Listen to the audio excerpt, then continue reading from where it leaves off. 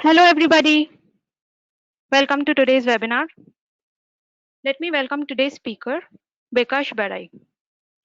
Bikash Barai is the co-founder of CISO platform as well as FireCompass, an internet-wide shadow IT and breach risk monitoring platform.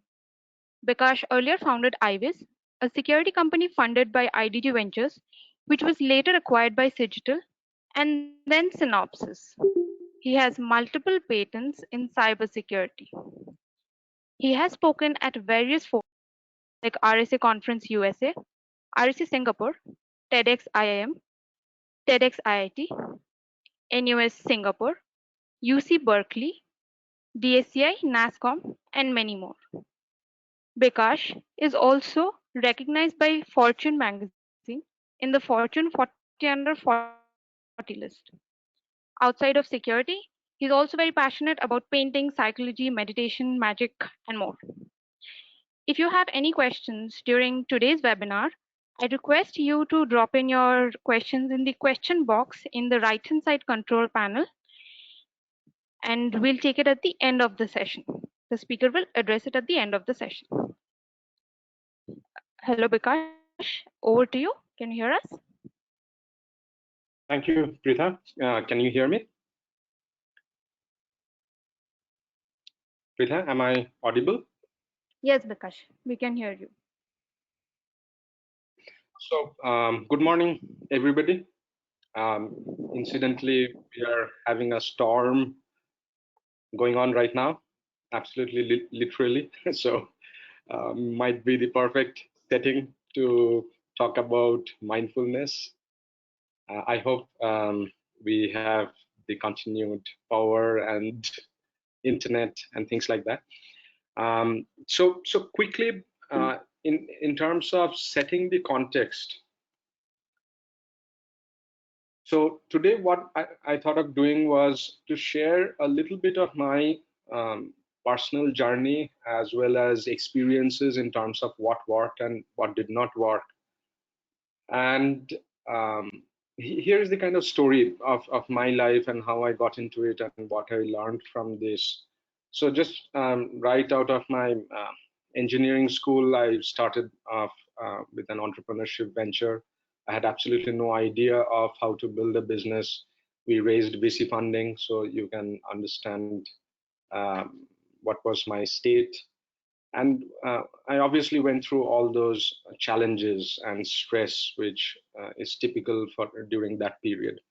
So as an engineer, and my subject during those days was hacking, reverse engineering, and things like that. So, and also from the perspective of my background of computer science, thinking about algorithms and models. So when I got extremely stressed, I started getting interested in reverse engineering stress. How does that work? What's the model? And what's the model to come out of it? So that kind of was my quest to look at stress in a very scientific manner, in a slightly algorithmic sense. And after a while, I kind of did slightly better than before, at least started managing things much better. And a while later, I realized that probably the goal is not to manage stress, but to be happy. So again, started looking into happiness as a subject and started reading a lot of books, at least read some 100 books written by various authors, trying to, again, yeah, what happiness is.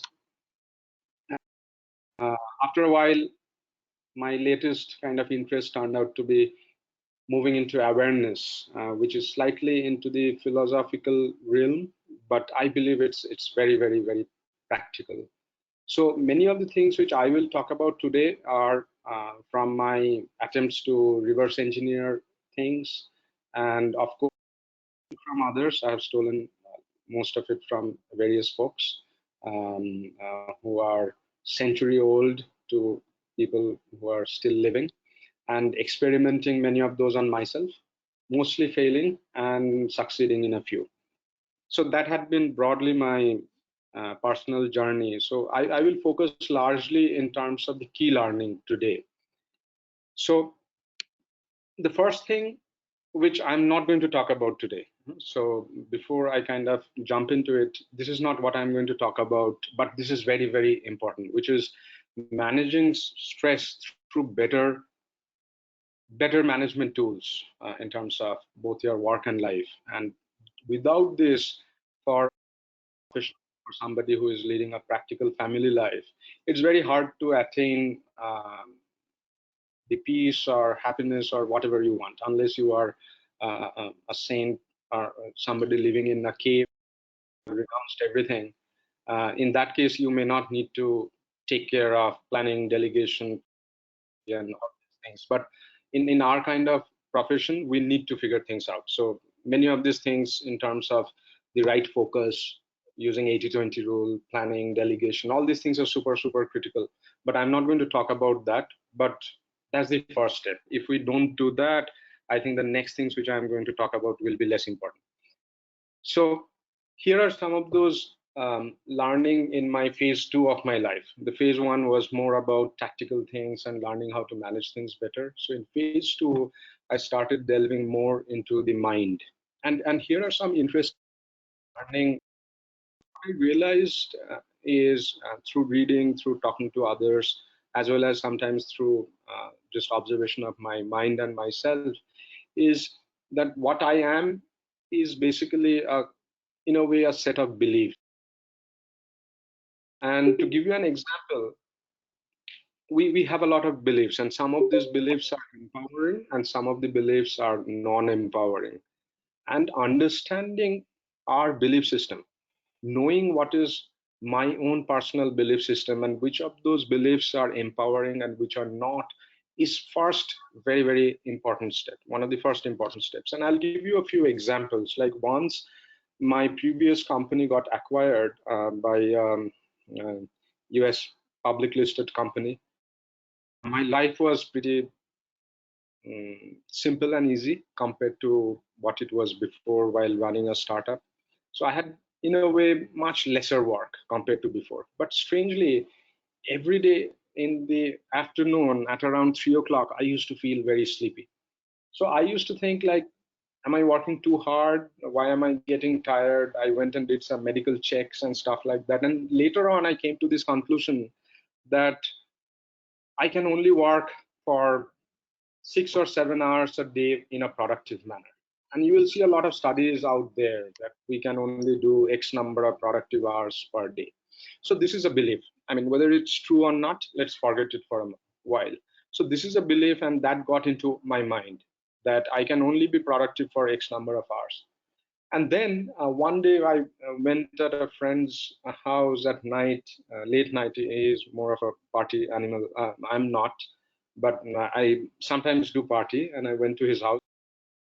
Very long day, and despite that, at night he was full of energy. So I thought like he's also of my age. How come he got so much of energy?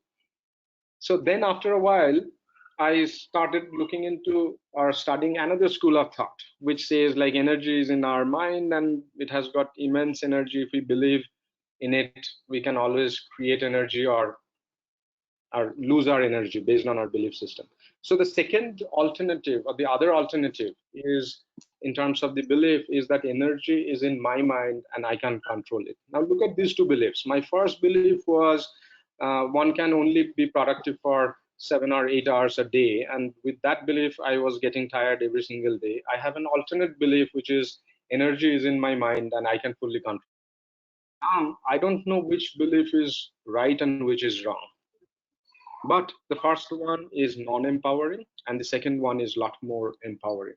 So I chose to believe in the second one. So every day morning for a period of 6 months, I used to wake up and just read this statement, which was in front of, in a small notebook, I used to write it every day morning. I read my empowering beliefs. Now I kind of got it ingrained in me, and I tell this to so many other people. I just believe that's my belief. So there are other very powerful beliefs which we some are not so aware of. Like one of these very interesting belief is that he or she makes me stressed, or that action of this person makes me stressed. or this person makes me happy.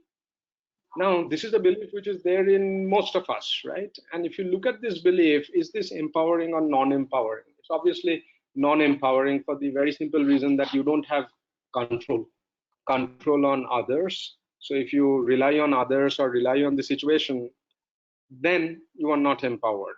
So the alternate belief could be the stress or happiness is independent of others. Now, the second one is super hard to ingrain yourself into. It's very, very hard. We all believe that our happiness, our stress is dependent on others. So, so knowing what's your belief system and knowing which are your non-empowering beliefs and create an alternate belief, which is the empowering version of it, is very important. So this is one thing which I did. I have a spreadsheet where I have a list of all my empowering beliefs and non-empowering beliefs. And then for each of those non-empowering beliefs, I created the empowering version of it. And for those, I read every day morning. And after doing it for enough number of times, so basically the strategy is fake it till you make it. So just reading it every morning or just talking about it, that's very, very helpful. So the power of beliefs is something which is going to fundamentally determine the quality of your life. This had been one of my key learning, and this is how I kind of try to implement it in my life by writing it down, reading it, trying to find out which of those empowering and non-empowering beliefs. The second interesting thing is about the power of language. And I started getting interested in language through various different means. So there was a point in time when I was doing magic shows and mentalism during my college days. So I started reading certain aspects of language, including not just verbal, even body language, etc. Uh, and then I started looking into another field called NLP, or neuro linguistic programming. Now, there's some good stuff in that, there's some not so great stuff in that, but there were a few interesting things which I learned from there. So, so the interesting thing is that the language or the quality of language is going to determine the quality of your life. And why is it so? For example, if imagine, I don't know if it happened to you at any point in time or not, but it happened to a lot of us when we had these exams the next day, and one of our relatives or members in the family came and said, um, you know what, don't worry. Now, the moment somebody comes and says, don't worry, it is something like telling you, don't think of a pink elephant. And if I tell you, don't think of a pink elephant, most likely you will imagine one. So, so it's not really about the intent of what you want to say, but the language in itself creates those pictures and experiences in our mind. So the way we express things to ourselves, or the way we express things to others, actually would go back and influence your mind, and your mind in turn will influence your language. So it's like a cyclical thing. And an interesting thing is, if you can change your language, you can actually change your mind. Like, for example, instead of saying I am angry or I am hurt or I am rejected, instead of using such strong language like hurt, you can tell my expectation wasn't met or my expectation is not met. Now look at this. The moment you start saying, instead of I'm hurt or terribly disappointed, instead of that, if you say my expectation is not met, all of a sudden the feeling inside your mind changes drastically. And if you can continuously craft your language in a manner which is better for your life, it will change the quality of your life. For example, anger. Anger means that one of the rules which I believe in, one of the expectations which I have, got violated. Now, instead of saying I am angry, I can also think or say that this was the expectation or this was the rule and you violated that. But when you go deeper into anger, generally it is fear. So anybody who is angry is generally very afraid of something. So another way of looking at anger is when you get angry, you can think, I'm afraid. Now the question is, I'm afraid of what? If you go deep, you will find that out. But instead of saying angry or thinking you are angry, if you can change that language, it's going to change the quality of your life. So this is the second very interesting thing which I learned is the power of language, and is the everyday language which you use with your friends and family, as well as when you talk to yourself, because we are continuously talking to ourselves. So the language which we use when we are talking to ourselves is also going to determine the quality of our life. Another interesting thing which I kind of learned through a lot of my failures in my life, as well as through studying and stealing from others, is that emotion essentially means call to action. So every emotion. So Pritha, might be you can go mute. Uh, so coming back, so every emotion is a call to action. Like for example, if you're stressed, what does stress mean? Stress means that you need to plan something or you need to take some action. If there is a pain, what does pain mean? Pain means that pain could mean many things, but you can also define the meaning of pain as an opportunity to learn. In fact, a lot of times we consider pain as something bad, but if you look at it, um, imagine a world without pain. If there was no pain, how would that be like? So there are some diseases, and in case of those diseases, people don't feel pain. And when such things happen, it has been observed that sometimes at night a rat or a rodent came and bit off a part of their toe, or something fell on their legs and they did not feel it and they had to amputate it. So if you don't have pain, it's not an essentially good thing. The pain or the feeling of pain has been created as a mechanism to learn, or mechanism to defend. So pain essentially does not mean bad, something bad. Stress essentially does not mean something bad. Each of these emotion means certain call to action. So if you can define each of these emotions as a call to action, and if you start believing in it, initially you can start faking it. You may just see that you don't need stress management, because stress essentially is good. It just tells you that you need to plan things, delegate things, say no to certain things, or take some action. And the same goes with pain. So emotion, good or bad, necessarily doesn't mean anything. What it means is that you need to take some action.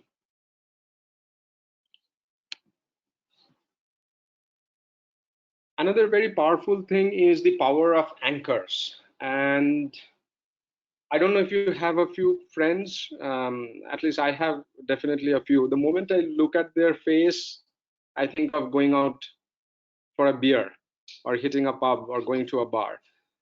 So, or you look at somebody and immediately you feel a little bit of disgust or negativity arises in our mind. So there's a lot of people or a lot of music or a lot of smell, flavors. The moment you get that, your mind goes to some other place. You get a flavor and you remember your trip to Italy. So these are nothing but anchors. And in our mind, we have various types of anchors, which are positive anchors as well as negative anchors. And identifying those anchors is another very, very powerful thing. So for myself, I have a list of all the positive anchors which I could find out, or all the negative anchors which I could find out, and I wrote it down. Like for example, the things which makes me happy, there's a particular piece of jazz music which helps me to take myself to a state which is um, good for thinking, or something which makes me feel in a particular way. So there are certain interesting music. I have having a nice cup of coffee, or reading books, sitting in the uh, bathtub, or um, going for a walk in the nature, or talking to a few of specific friends and things like that. So I have a list of something around 40 or 50 such anchors, and all these anchors are very, very simple. If you make a list of those positive anchors, you may see these are those interesting switches that, if you are aware of, you can press it and change your state of mind. And similarly, there are some negative anchors. And for example, a few of my negative anchors are like winning an argument.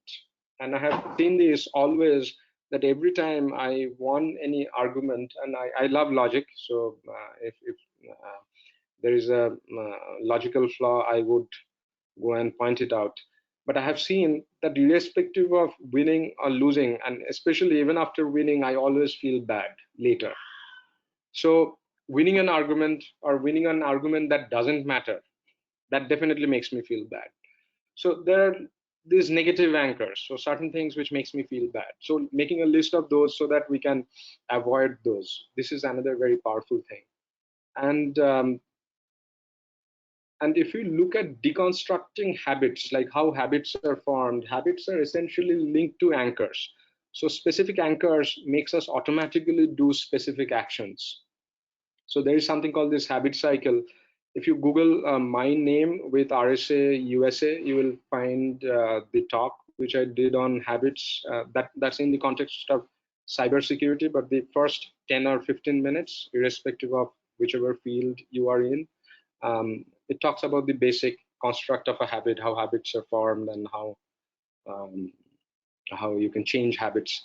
And the anchors are the first part of the habit cycle. So knowing the anchors is very, very important to understand and control your state of mind. The other thing had been the power of minimalism, and minimalism has become a big trend in recent years. So you can look at minimalism with from the perspective of reducing stuff, but there's another way of looking at it, and that way of looking at it is figuring out your focus in terms of what matters. So when I kind of found this idea of minimalism, I started trying to implement that in all forms, as well as in all aspects of my life. Like for example, I went and looked at my cupboard, and I had some 300, 400 pieces of clothes. I put all of them into a box or multiple boxes, apart from around 2 weeks of clothes, and decided to give those away. Um, then post my previous company getting acquired, we did a 45-day trip across like 3 4 countries, and we just took a small bag, the kind of a backpack in which you take laptops. We did not carry any laptop, but a bag just that small, and we traveled across the world, and it was really, really um, uh, if I think back, it's such a um, relieving feeling when you have such less number of stuff with you. I also started implementing the same in terms of my social media, news, etc. So I don't read newspaper, I don't go to social media. In terms of meeting people, knowing whom you want to meet, who are the people who matters the most. So in every aspect of your life, you can have use the power of minimalism in terms of uh, figuring out what really matters to you. And there's a great way of figuring out what really matters, and that is through an exercise of contemplating death. Now that sounds really, really sad in a way. Death definitely is very, very negative. Exercise, if you try, like before the exercise, mental exercise, think here's this interesting thing. Lot of people who knows or gets to know that they have only a couple of weeks or a month left in their life, when they get out or step out of the hospital, the way they look at the trees, the leaves, the way they listen to the birds chirping or the rain falling, it's completely different. And if you see some of those stories, you will see it's amazing that we miss all of those on our day-to-day life. Now, if you imagine a situation like this, that you have only X number of days in life, what would you do? Who are the people whom you will call and say thank you? Or who are the people you will call and say sorry? What will you do? How will you look at the clouds? How will you look at the nature?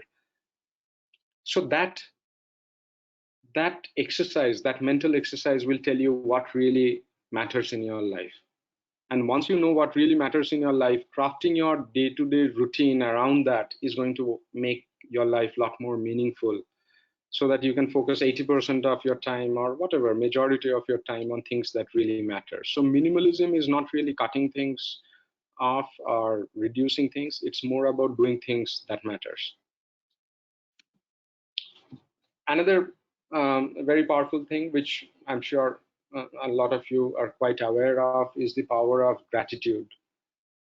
So a lot of psychologists suggest that you write down or think of 3 or 5 good things that has happened the previous day or that has happened today. And they also encourage doing this same exercise with your kids or with your family.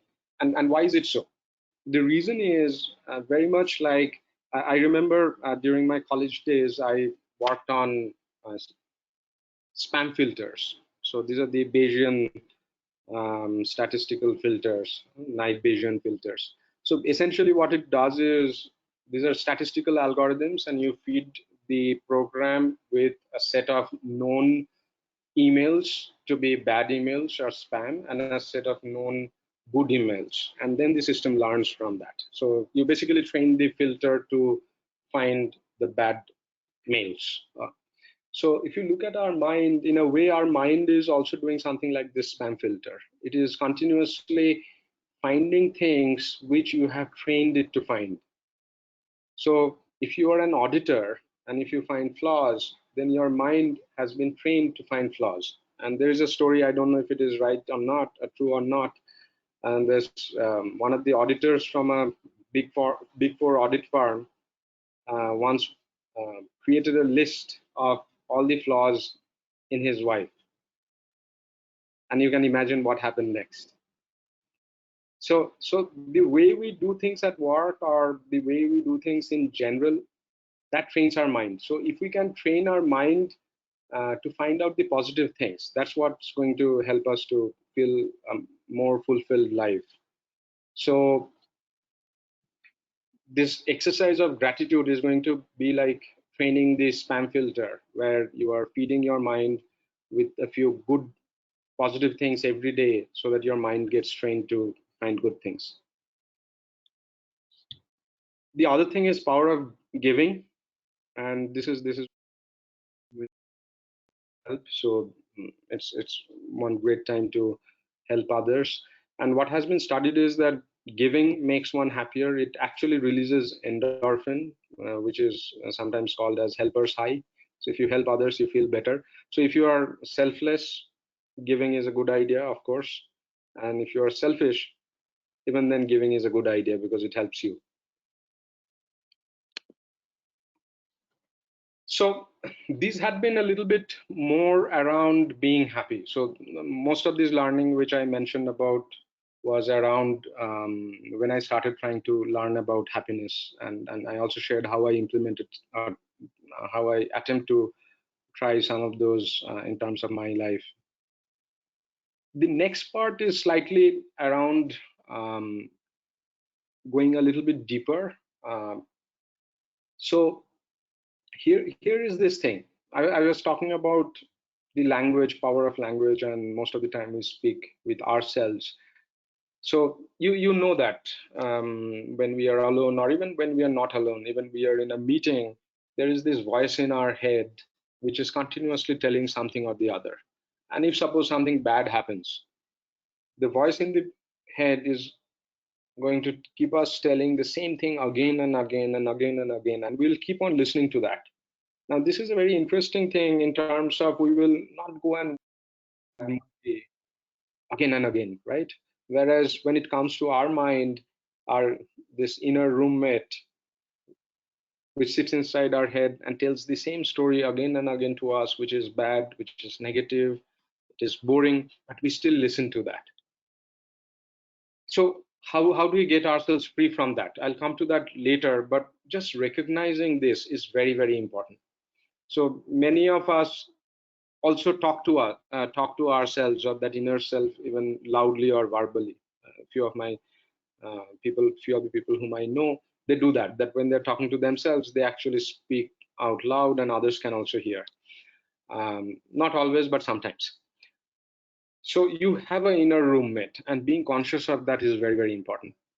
And it's a great thing to do one exercise where one day you just spend watching your roommate. So that day you try to be aware of that when your mind starts speaking to yourself, what does your mind say? So sometimes and you will not imagine or you will not recognize it, but maybe a little bit later you will recognize. So doing this as an exercise just to be aware of what is your mind doing is a very, very powerful thing, especially for the next few things which I'm going to talk about a little bit later. So once we start observing these thoughts, the interesting thing is that we sometimes don't realize that these are our thoughts. Now imagine you are watching a great movie by Steven Spielberg, and when such kind of dramatic moments are happening, you feel as if you are in that forest or whatever that moment is, and you exactly feel those experiences as if you are into it. But then after a while you again come back and you realize that no, that's a movie, but for a few seconds or a few moments we feel as if we are into it. That happens during our dreams as well, right? We don't realize that this is not reality. Now the same thing happens in our thoughts, in the sense, like when we feel extremely stressed. Now imagine this: when we say that we are stressed, are we stressed as an or are we experiencing stress? So understanding that I am not stressed but I am experiencing stress is very, very important. You don't look at the clouds and say I am clouds. You see the clouds, you experience the clouds, or there is a storm, you don't say I am storm. You say there is a storm going on. But when it comes to stress, we say we are stressed or I am stressed. No, you are not stressed, you are experiencing stress. And this is very, very important, to be aware that your emotions are not you. So having that awareness or having that practice to understand or to build this subject and object relationship between the thoughts and you, who is the thinker of the thoughts. So your thoughts are not you, you are the thinker of the thoughts. Now this may or may not look very simple, but this had been one of the most profound discoveries in my life. Of course, not a self discovery, I stole it from others, but this had been one of the most profound discoveries. And when I thought that, wow, this really is interesting. I mean, when I look at the clouds, I don't think I am the clouds, but when I look at my stress, I think I am stressed. So being aware that you are not your thoughts is a very, very powerful step.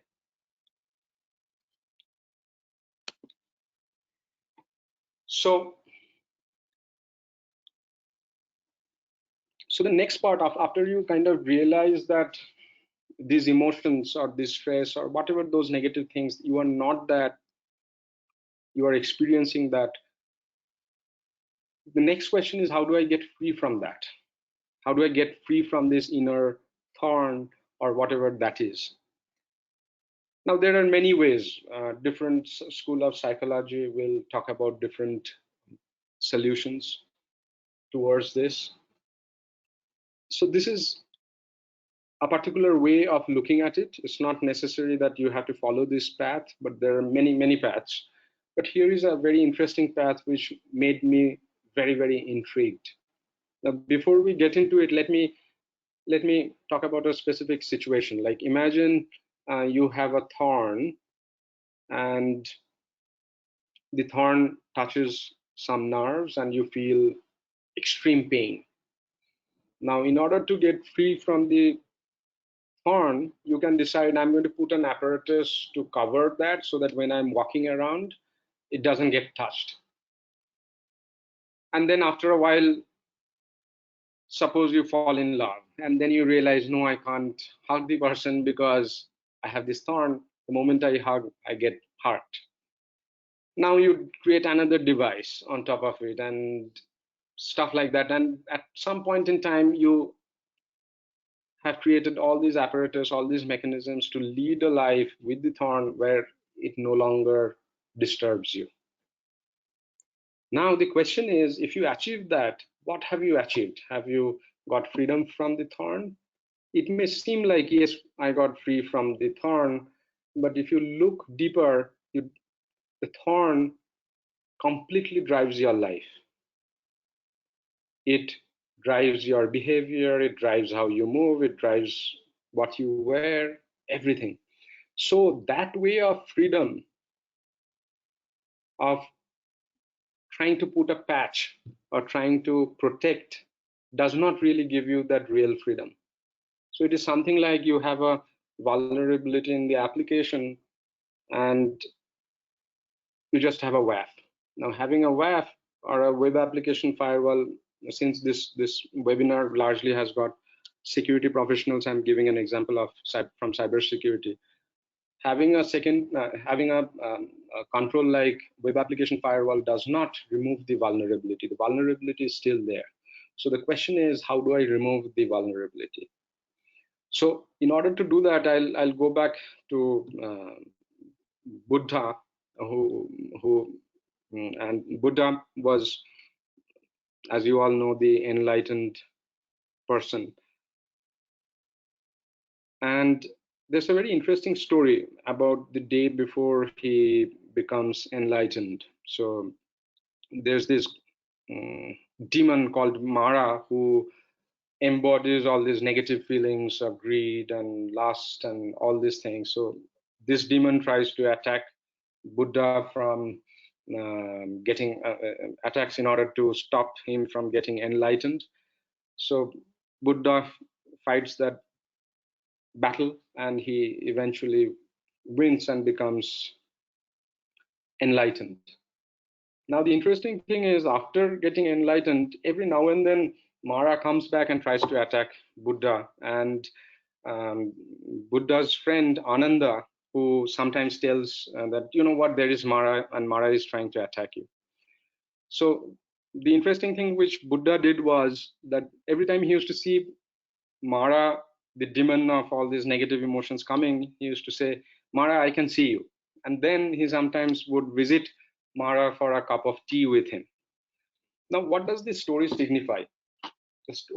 This significance or the meaning of this story is that even the person who is considered to be enlightened is not free from all these negative emotions, but the person is aware of the negative emotions, and the person is able to see and detect those negative emotions. Just like in cyber security, we know that it is not possible not to get attacked. We will get attacked. And that's the reason why we have a security operations center. So it is very important to have a holistic security program where you have a security operations center, where you have a SIEM tool, you collect all the logs and you detect, and then you correlate, and then you act on it. So if you don't have the mechanism to detect, you can't have a holistic security program. So this observation of your mind, this observation of the negative things is like your security operations center. It's like the mind sock. And being aware of it and having the ability to detect it is really, really important. So whatever is the emotion that is coming, if you are able to detect it and be at peace with it, it's very important that you need to be at peace with it. And it's like the anger comes and you say, hey, anger, come on, join the party. Sadness comes, you say, come on, join the party, and be at peace with all those emotions. And that's very, very important, to be centered. And when it comes to being centered, one interesting thing is a lot of you know that it is told that Buddha spoke that life is suffering. I can definitely say he did not say life is suffering for a very simple reason. That is, Buddha did not know English. So he did not know the word suffering. So what he said was something else. What he said was life means in the Sanskrit or the language during that time. He also spoke Pali. Uh, is dukkha. Now the word dukkha means from the Aryans. They largely had the Aryans used to um, largely do agriculture, and there were these bullock carts. So in bullock carts, if the axle or the whole of the axle for the wheels is not at the center, then what happens is you have a very bumpy ride if the wheel's axle does not pass exactly through the center. So dukkha means not being centered. So where uh, the hole is not in the center of the wheel, and if you are not centered, then you have a bumpy ride. So in a way, what he spoke about is if you are not centered, if you are not able to be at the center and look at all these emotions and be at peace with it, you will have a bumpy ride. So he did not say life. He said life is a bumpy ride. So this is very, very important, where you are able to detect those negative emotions and you are at peace with it, where you can analyze it. So imagine this as a SOC or a security operations center, which collects all these logs, correlates it, and observes it and detects the bad things. So it's like your mind SOC. So this had been another idea which obviously I stole from a lot of places, but now I am a lot more um, this idea is a lot more ingrained in me, which is understanding that things are transient. And I'll give you a few examples, or one example.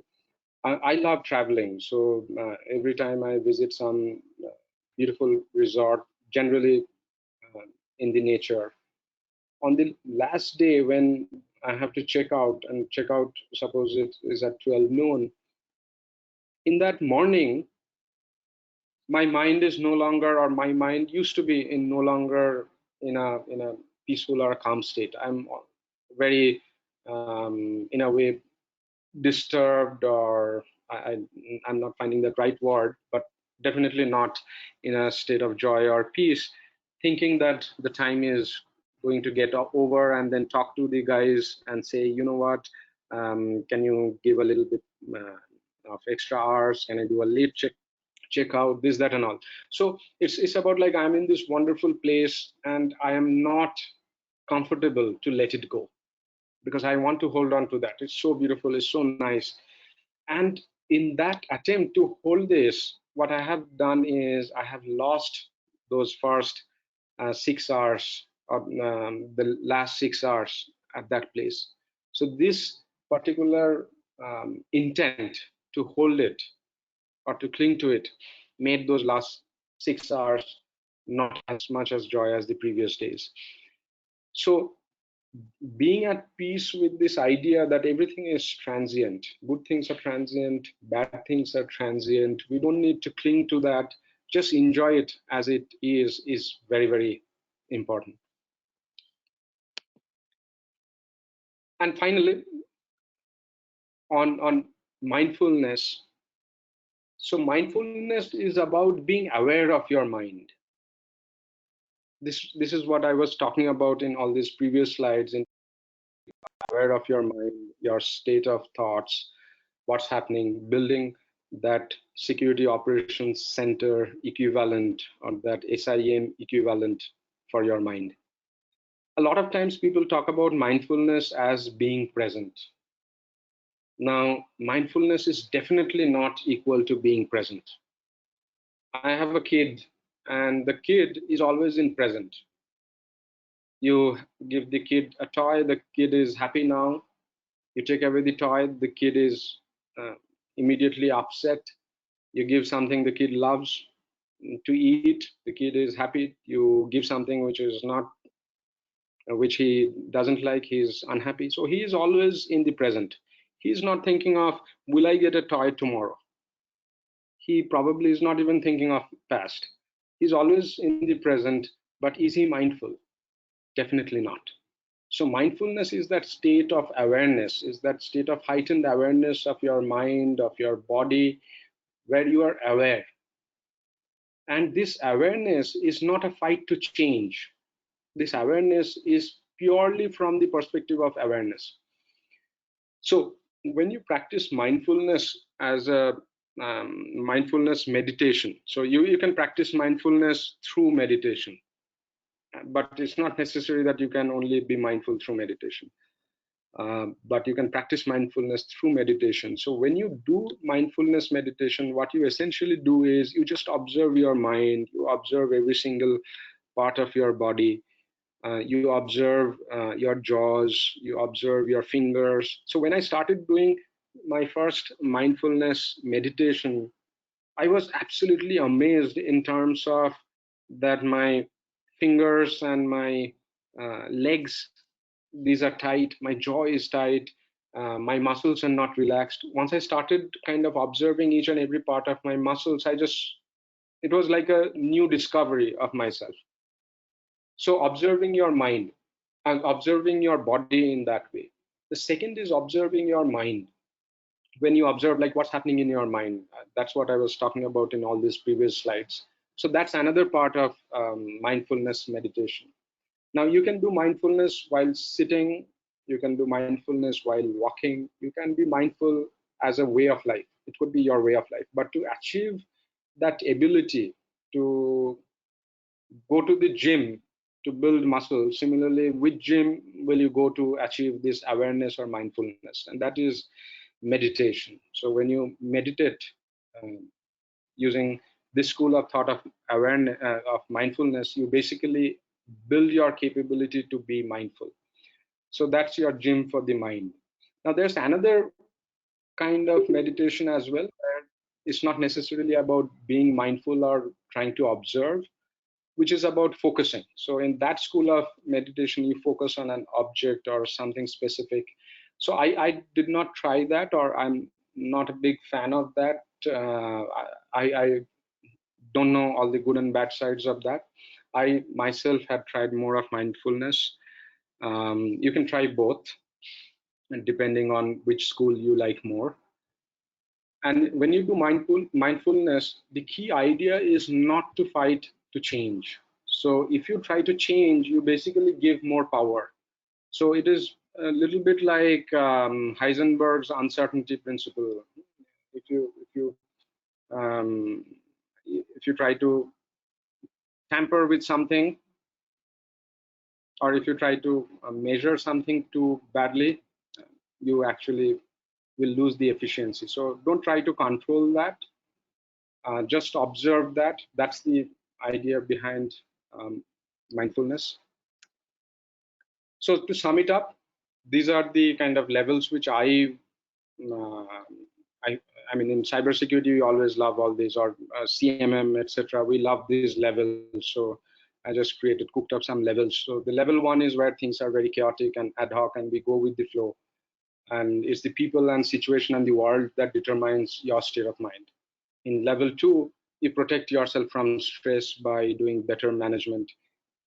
In level three, you have this conscious awareness where you understand your mind better, the reality better, and you have this mechanism to detect your state of mind, and you have this ability to respond and recover from these emotions. So before being mindful, you will have negative emotions. Even after being mindful, you will have negative emotions, but you will have a much better detection mechanism, and you will respond and recover from it quickly for sure. And level four is that unconscious awareness or enlightenment. I don't know what that is. It's always good to have a level which is unattainable. So here are quickly a few interesting things with in terms of books, podcasts, etc. I'll go through those quickly, and then we'll get into some of the questions. In terms of books, I read a lot of books, but I may have recency bias. But these four books which I would suggest: Awareness by Anthony DeMello, Untethered Soul by Michael Singer.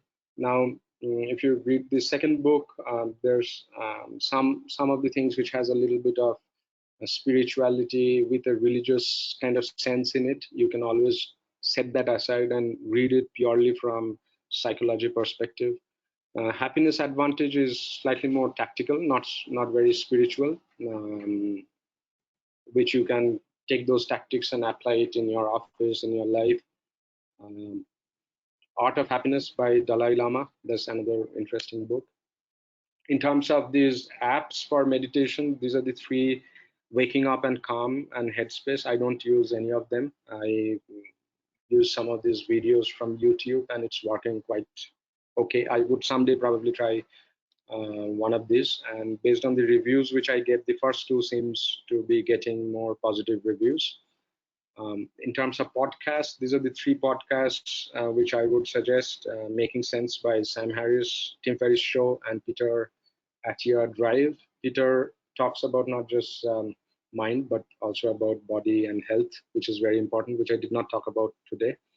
Now, in each of these podcasts, it's not necessary that they only talk about mind, etc. But these are some interesting podcast series with various different kinds of talks, starting from entrepreneurship to literature to the human mind, etc., etc. These are four videos which I would suggest. These are all free. You can go to YouTube and try this out.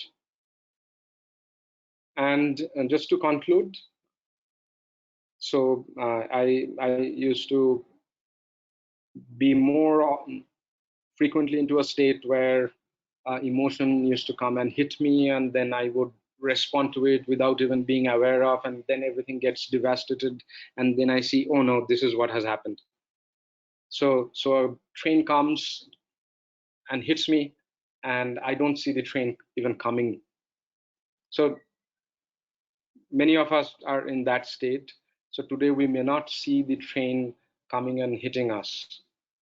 Someday we will be able to see the train coming, but we will still get hit, and that's still better than the first state. And finally, someday we will see the train coming, and we will get off the track. So that's the day where you have achieved the awareness. Thank you. So we will quickly check if there are some questions, and I don't know how much time I have. I have very little time.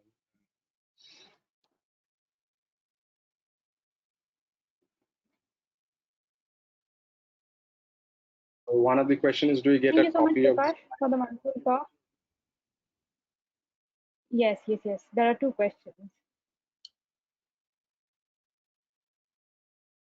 The first question is regarding the presentation and the recording copy. Can you see the questions, Bikash? Yes, yes. I'll quickly go through some of the questions. Great. Um, so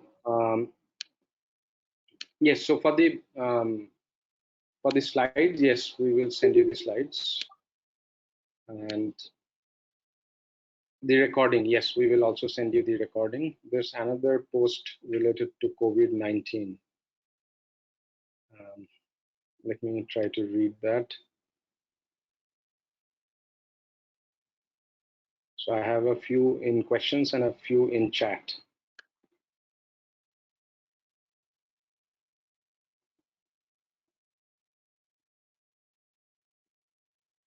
So what are some of the and learned from COVID-19 situation? So, and also in the context of info security, both. So today's topic was not related to information security, but I'll quickly touch upon that, but also talk about the non-information security. So one of the key things probably is to be ready for crisis. So crisis management and the ability to respond and recover, which NIST, as a cybersecurity framework had been propagating this idea, probably one of the first to come up and focusing a lot on detection, response, and recovery. So ability to respond and recover, I think that's what at a very strategic level COVID-19 teaches us.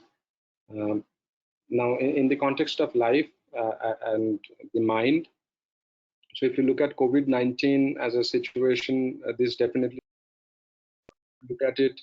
What does it mean? What does this specific bad situation mean? So it means whatever your mind tells it.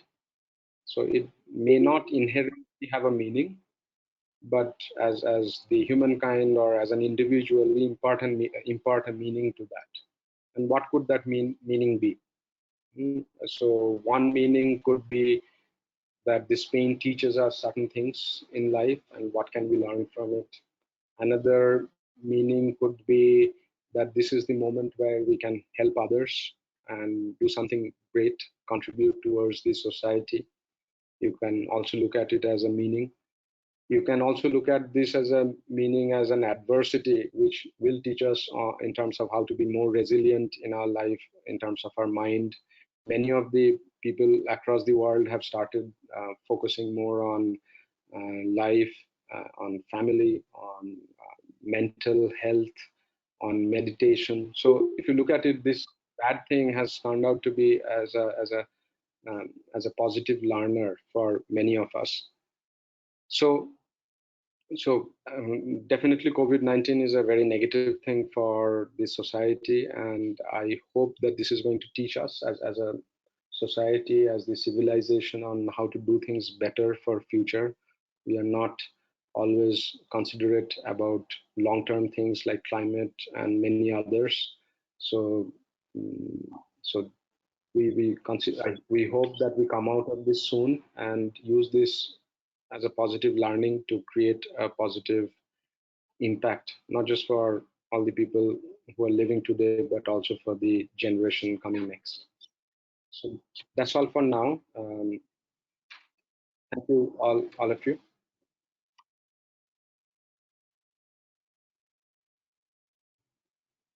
Thank you, Bikash, uh, for joining us today for such an interesting talk.